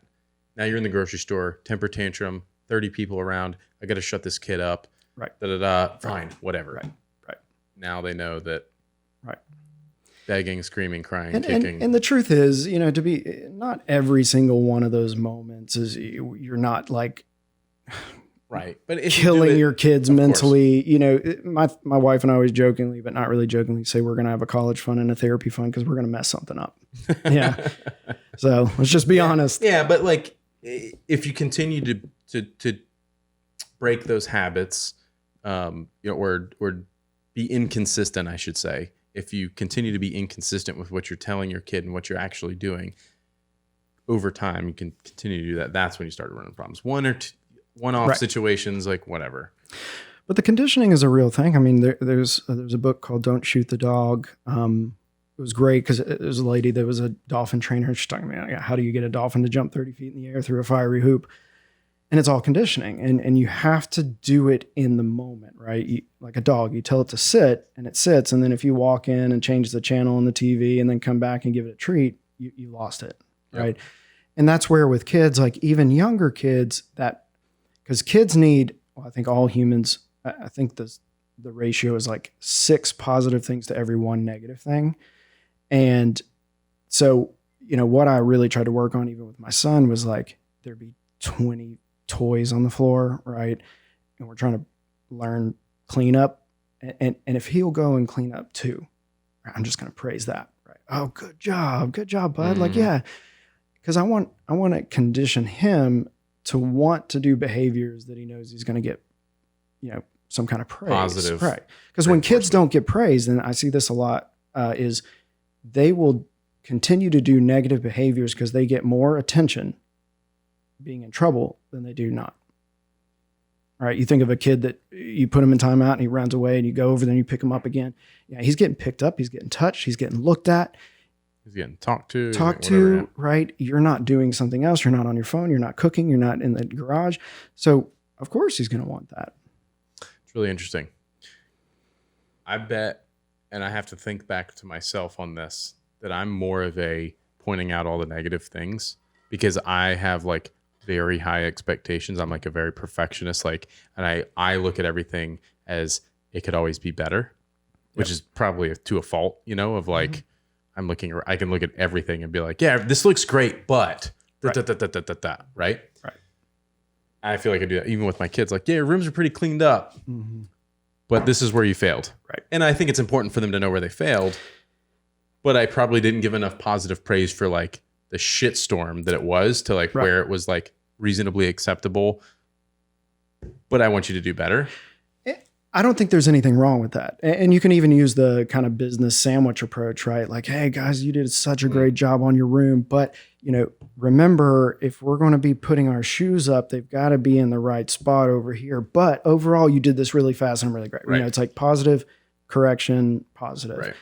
Right. So, because our kids need to know that they're not perfect. They need to know. Right. That's how you learn, you improve, you get better. Right. But a lot of it is just that understanding yourself, and because that perfectionist type of personality can be very successful, right? But it can also create anxiety in those around you, right? And I had a lady come in. She said that her mom was very meticulous about cleaning, and she would clean the bathroom and feel like she did great as a 10-year-old cleaning this bathroom, and her mom would say, "You left some specks of the paper towel right here in the window or in the mirror." Whatever. Yeah. And it just, to her, she internalizes as never good enough, right? That it's not, it's not about doing your best anymore. It's about you got to get it right or it's bad. And that's what you just have to be careful about. And it's all just awareness. We have to be aware of ourselves. None of us are perfect. We all have our own things. Some are more out in the open, like an alcoholic, and some are more in the darkness, like, pornography or something like that, right? But there's a big difference, but it's all comes down to ourselves. And we really just got to understand that we're human, give ourselves a little grace, know that we're doing the best that we can, stay away from that word should. I talk about this all the time. Laying in bed, I should have said this. I should have done this. If I did that, it would have worked better if I did. So turn into like a regret? It's shame. It's a judgment. Those shoulds are judgments on other people or judgments on ourselves. Me laying in bed tonight saying I should have said this on this podcast is saying that my present self should have known better, right? Should have known the direction of the conversation. Should have, how? Or how would I have known? I wasn't in the future yet. So it's just this tweaking it with changing the word should to I wish I said that. It's a lot lighter, right? Next time I will, right? So I'm a big stickler as a therapist in our dialogue, how we talk to ourselves. Because I used to struggle with, like, I would drop a pen and be like, oh, you're so stupid. Oh, you're an idiot. You're retarded. Like back when retarded was like the okay word to say. And I would say that stuff to myself all the time. And, well, let me correct. I saw the smile.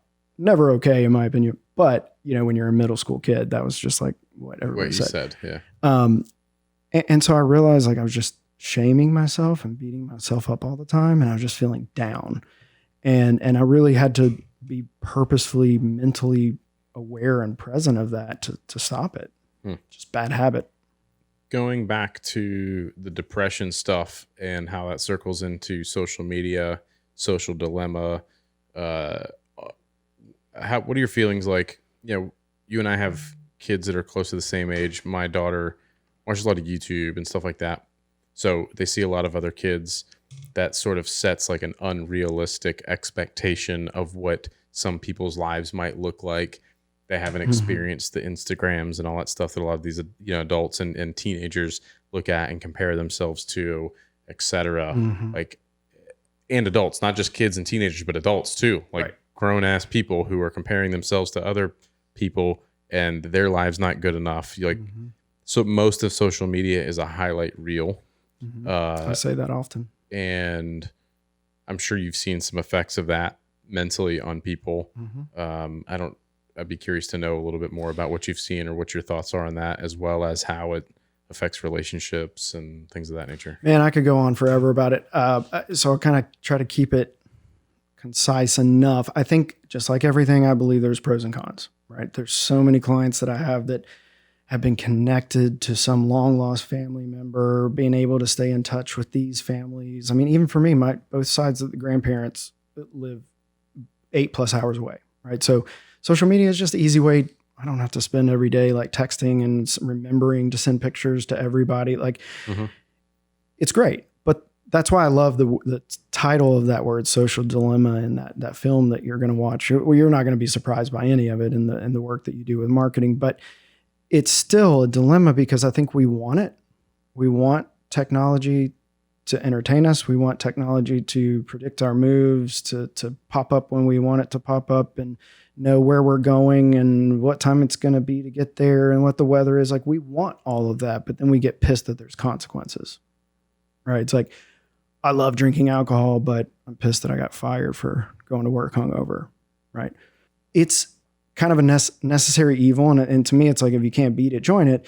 In terms of join it, set boundaries for your household, right? Set boundaries for yourself. It becomes very OCD where we can't have a moment where nothing has happened without looking at a screen as adults. And our kids see this, right? There's really awesome research that was done a while back called this blank, I can't remember exactly what it was, but it was this research that was done with a mother who just sat there with a blank face in front of a baby, and it would do everything it could to get his mother to act, to have an emotion, to have a reaction. And it caused the baby a lot of stress. Now, obviously they didn't do it for a long period of time to torment the baby, but just to show that blank face, right, not showing emotion and a connection to an infant is, kind of disturbing. If you think about it, when you look at a phone, what does your face do? Right? You just blank face. So kids seeing their parents on phones, they know they're disconnected, right? They're not seeing this emotion in their parents. And so it's really important to have some rules for your house on that.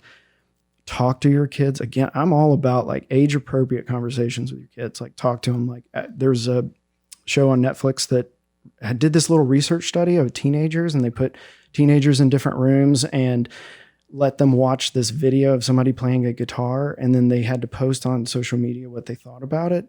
One group was told they were going to have to read it out loud in front of the girl, and the other group wasn't told that. And so the group that knew they were going to have to do it one-on-one, face-to-face, they were so much more positive. Like, hey, keep practicing, like maybe get some lessons, like that kind of thing. And the other group was like, you freaking suck. Don't put the guitar down, find a life, like just brutal. Don't quit your day job. Don't quit your day job. But, everybody gets to hide behind these screens, and the social, media world where you're scrolling through everybody's highlight reel, which I agree with that 100%. And you compare that to your mundane day-to-day life.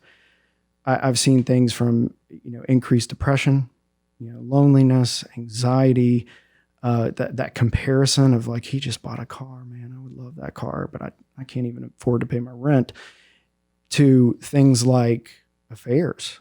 I mean, I see people like Facebook. I don't even know what the statistics are of like being the number one cause of divorces or something like that.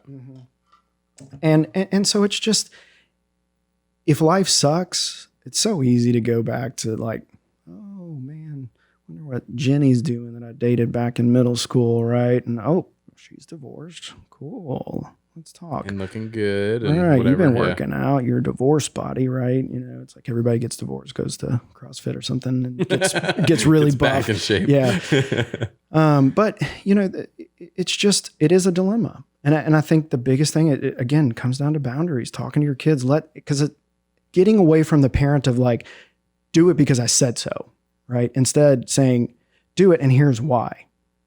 Right? Get off of social media and here's why. Be careful with social media and here's why. And if we don't explain, then it's still just that like fear, right? Mm-hmm. What we've seen through research is that fear-based behaviors, as soon as that person who creates the fear is gone, they're going to do what they want. There's no boundaries at that point. Right. Yeah. It terrifies the shit out of me. Me too. Middle school is, I mean, especially as a therapist, everybody's like trauma a lot of times comes from middle school. I work with a lot of middle schoolers and just like the drugs and the sex and this, it's just, I'm petrified. Yeah, man. So I have to manage my own feelings. fear. Yeah, it's crazy, you know, and I'm thankful too that, I mean, I feel like my kids are pretty good kids. I'm actually thankful to do what I do and be as active on social media as I am. For multiple reasons. One is we create a lot of content and there's a lot of stuff that's just skit based. Mm-hmm. So, and my kids are involved with it. So they know it's not real. They know we're making it to post it and it's fun and it's a skit and it's, you know, not real life. Right. So they see the behind the scenes of stuff. So I think in their mind, a lot of what they see on social media is pretend. Mm-hmm. And I think that's the luxury that they get being your children. Right. Right. Because, you know, you get to see the man behind the curtain. Mm-hmm. Right. And they also know that like, we have a huge social media followings. We've got, I don't know how many hundreds and hundreds of thousands of followers across platforms. And they like most people that like their teachers know who I am. And like, they're like, my dad knows everybody and everybody knows who you know, it's like, so I think they're aware of that for better or worse. I think it's good because they know I'm on these platforms in one way, shape, or form. They're not old enough to be on those platforms, but I think once they get to that age, they'll know that I'm going to be there too. right. And they can't hide from me and that I'm going to see whatever they're doing. Right. So I think that'll keep them nice and honest and that kind of stuff. Yeah. Because you know the side of it that most people don't. Right? Yeah. You know all the data Ins that and you outs, get to see. And, you know, and I think that's, again, it comes down to the communication, right? Telling your kids, here's what's up, right? Mm-hmm. Here's how you can use it. Here's how you can. I think they could greatly benefit from it at some point in time. 100%. And my daughter, the only thing she wants in life right now is a phone. And I'm like, hell to the no. It's hard. It's hard. She's 9. She don't need no damn phone yet. You know, and I'm sure Maybe people think when I was like 13 and wanted a pager, you know. Right. You're dating yourself. Be careful. Right, yeah.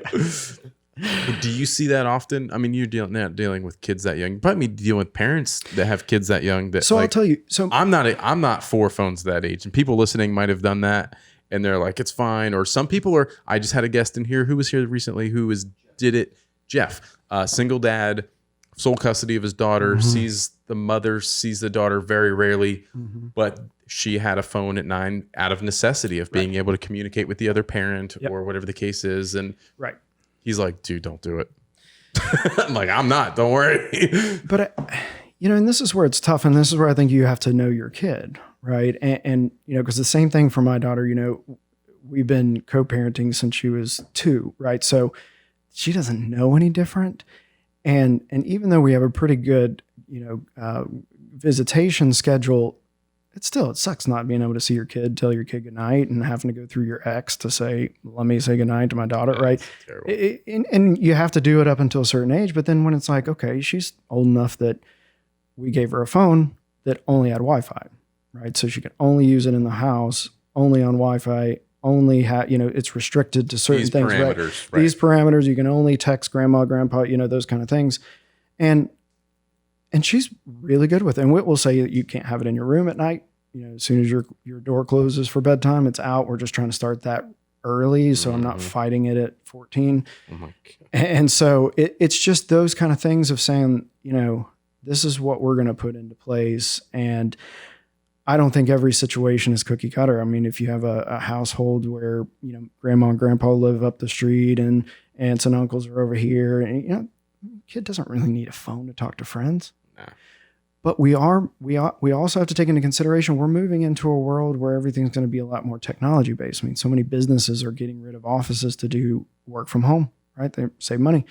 So this is going to be a world where they're going to have to use technology, as you're already seeing, for education way more than we ever want. For all education and communication. I mean, that's just what it is. Right. And that's where it's tough, because it's like you just spent 6 hours in front of a screen. Like, no, you're not going to have more screen time. Yeah, go outside, play. Right.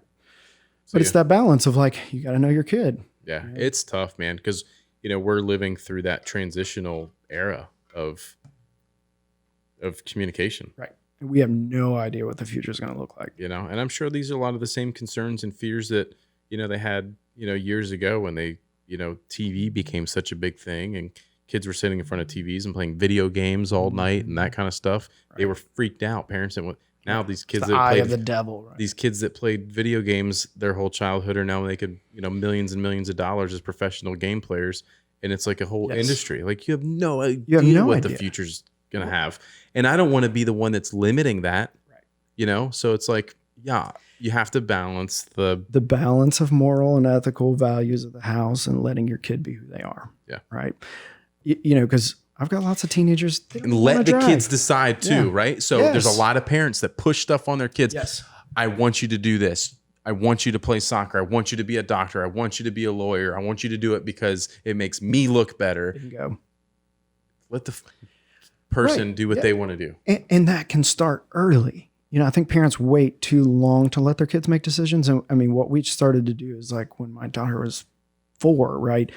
She wanted to pick out her clothes, but she's always wearing like a tutu and a sweater, right? And it's like, no, you're not going to wear that to church, right? Whatever it is. So we lay out 4 outfits on the bed, all appropriate for the event we're going to. And okay, which one do you want to choose, right? Letting her see that there are choices, but always within bounds, right? And I think it's just important to let kids be who they are. I mean, I've got so many teenagers that are like, I don't want to be a workaholic like my dad. I'm fine working at Jimmy John's and living in an apartment with 3 other guys. For now. And that'll change. Right.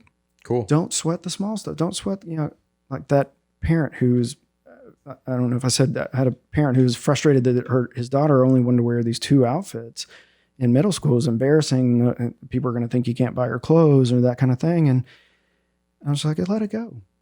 Just wait.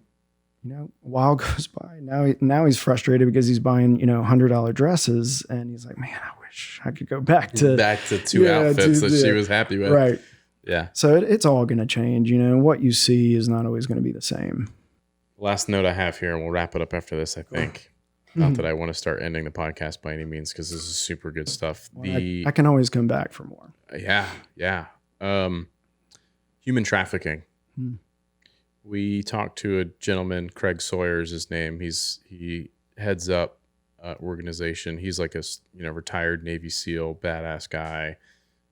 He's been there. He's done that. He's got an organization called Vets for Child Rescue, and their mission is to save children who have been involved in trafficking, and to like do sting operations. They take out, they take down bad guys, and they're putting these guys and locking them away. His daughter was kidnapped and raped, like throughout some of this. Like it happened to him and his daughter, and like because he was doing this, or not because just coincidence. Oh wow! Like his daughter was just like held up at knife point one night and like taken and raped for hours and hours and hours all night, and this guy had like killed a bunch of women before that, was like on a spree. And then she manipulated him to let her go. Like, I'll come back tomorrow, and did all this kind of stuff. Of course, she hauls ass and calls the cops, calls her dad. Her dad's like on it. Of course, they're freaking out because she'd been gone and missing all night. And, I can only imagine the thought of a guy like Craig, who's a Navy SEAL, who's been up against the baddest of the evilest people in the world, and can protect all this stuff, but like was not able to protect his daughter. I can't even imagine. But there's a lot of things in human trafficking that he brings up as commonalities, and one of them being self-esteem. Young girls with low self-esteem, and then they're being manipulated by people, and they're like, "Oh, you're so pretty," da da da, and then they build trust, and they're grooming these girls, and then they take them in, and then they start, whoring them out and selling them and doing all this stuff, and then they're a currency at that point. Have you had any experience with any of that kind of stuff? Do you have thoughts on that? Are you educated on any of that stuff, or just preventing low self-esteem for not just women but boys as well? And a lot of it, he said, stemmed from lack of fathers, moms who worked all the time. They were home alone. They got into trouble. They got into drugs. That created the self-esteem issues, yada, yada. They ended up homeless, and they had a bus stop and someone picked them up. Crazy stuff. But I just curious to hear your take on any of it, if anything.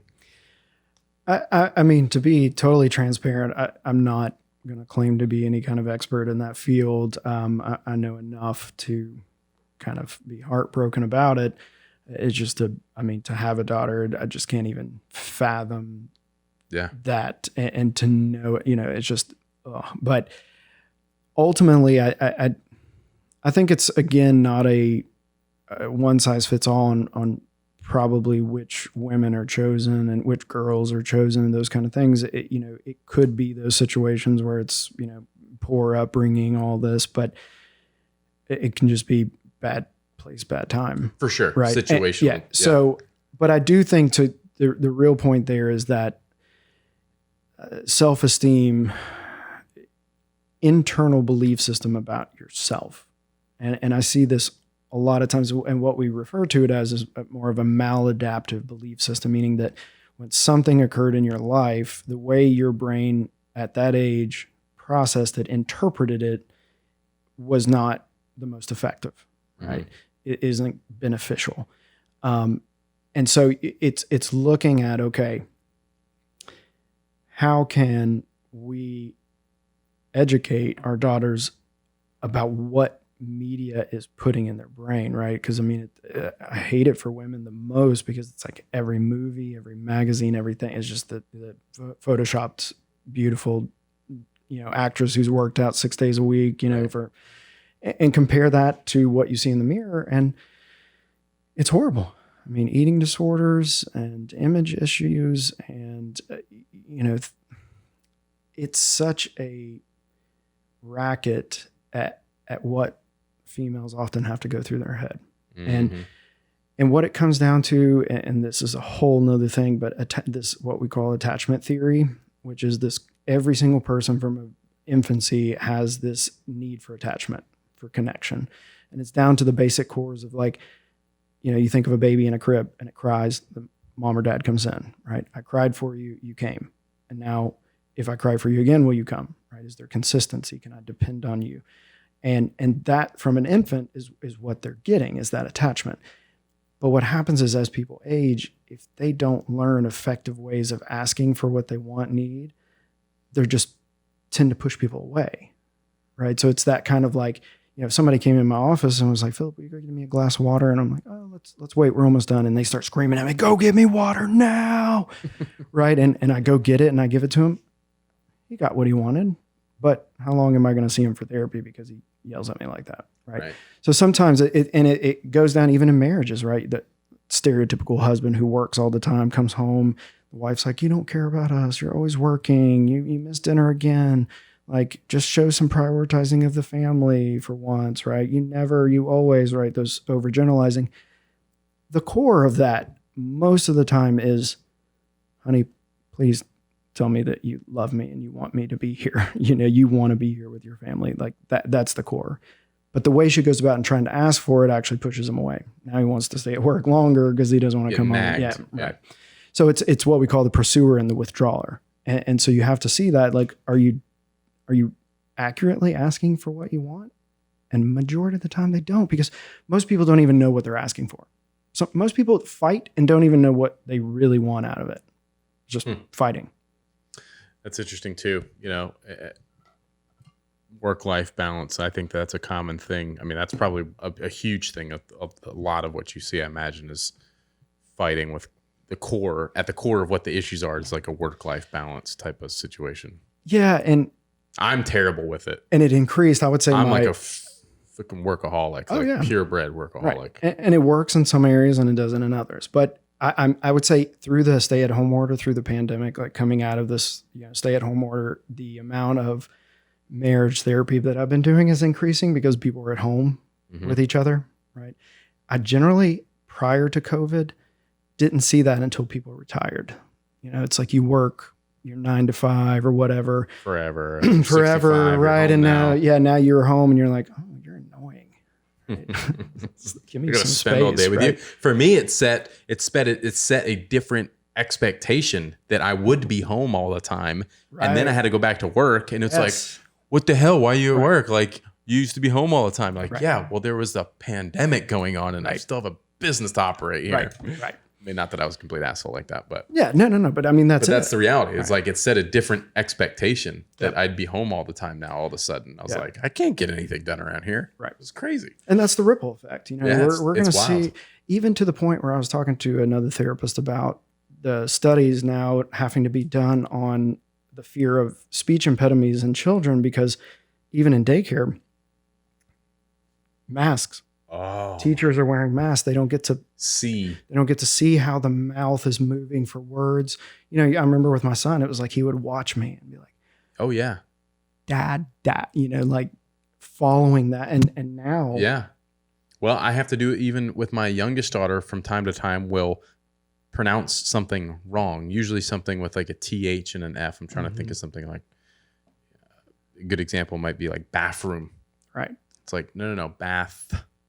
Like the bathroom, and they're like bathroom. And I'm like, no, the, and they have to see it. Otherwise, they sound bathroom and bathroom, bathroom. Like they sound exactly the same to someone who doesn't know better. Right. So, yeah, I can imagine by not seeing the mouth because of masks, what kind of holy shit. Right. That's crazy. And that's the stuff that we're at a space now where what we're going to see in the future for every profession is going to be different. And everybody keeps saying, like, I just can't wait till we can get back. I don't think it's going to go back to normal. Not the way we knew it. Nope. It'll never go back to the way we knew. No, we're going to have to figure out some variation, but it ain't going to be the same. We got to figure out our new normal. And a lot of aspects of that is going to be uncomfortable, and a lot is going to be great. And understanding that if you're living in the past and you just want to get back to where you used to be, you're going to be waiting. And you're going to be suffering, in my opinion, for no reason. So it's just acceptance, right? This is here. I hate the mask. I hate this. I hate this. I hate this. Everybody feels robbed of something. Weddings, grandkids, this, trips. I mean, my parents were supposed to go to Israel. Last time they planned to go to Israel, Hurricane Katrina happened when we lived in New Orleans. So, 5 feet of water in our house. So my mom's like, I'm never planning a trip to Israel again because every time I do, something horrible happens. Yeah. So it's her fault. Yeah, it's her fault. Right. Got it. But yeah, there you go, Mom. But it's that kind of thing. Everybody's feeling robbed of something. Everybody's just upset. But there's so many silver linings. There's so many businesses that are doing better than ever. There's so many families who are getting to spend more time together. I mean, I remember at the beginning of the stay at home going out and on a bike ride with the family, and like, my wife and I just looked at it and we're like, these kids are never going to forget bike rides on a Tuesday afternoon with their mom and dad. Yeah, for no good reason. Like, right. Yeah. But to us, we're like, dang it. Yeah, we're all moody about it. Right. So just, everything's pros and cons. That's kind of the way I try to look at things. For sure. Cool. Awesome. Dude, thank you so much for coming. Yeah, man. Where can people find you? So we are, location wise, we're in, technically Hilton Head, South Carolina, in Moss Creek Village, right before you go over the bridge to the island. Website, www.therapygrp, that's G as in girl, R as in Richard, P as in Paul.com. Facebook, www.facebook.com/therapygrp. Got it. Yeah. Cool, man. Cool. Yeah. And like I said, we're about to put that anxiety quiz up. So if you're curious, that's gonna be on the website. Yeah, it's going to be on my Facebook. It's going to be on the Facebook. Put a post up I don't know when this is going up, but I have a post there. If you're curious about your anxiety and want to take a quick little quiz to see where you are, hit us up. Cool. Yeah. Dude, thank you Appreciate so much. it, brother. Really appreciate it. Yeah, guys, man. thanks for listening. Make sure you leave all your comments, likes, ratings, reviews, all the things. We'd really, really appreciate it. And we'll see you in the next episode. Peace.